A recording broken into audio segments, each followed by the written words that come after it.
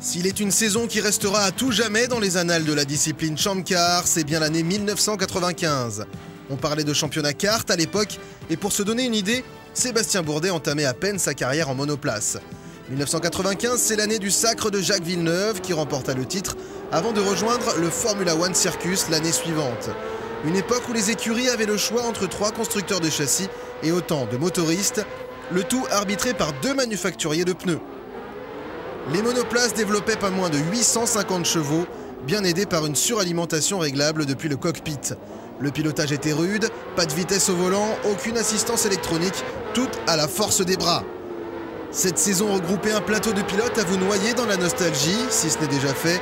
Al Unser Jr., Michael Andretti, Brian Herta, Gilles de Ferran, Bobby Rahal, de véritables monuments de l'Indy américain.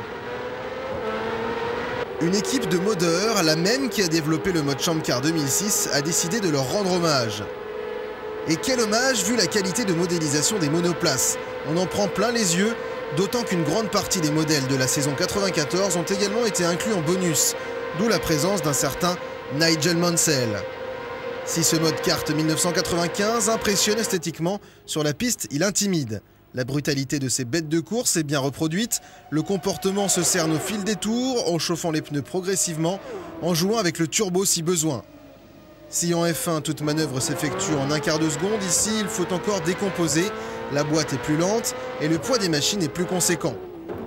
Pas étonnant que ce mode rencontre un franc succès parmi les ligues online. Il rassemble les générations tant cette discipline symbolise l'essence même des sports mécaniques. Est-ce donc encore utile de préciser que ce mode est à tester dans la seconde qui suit ?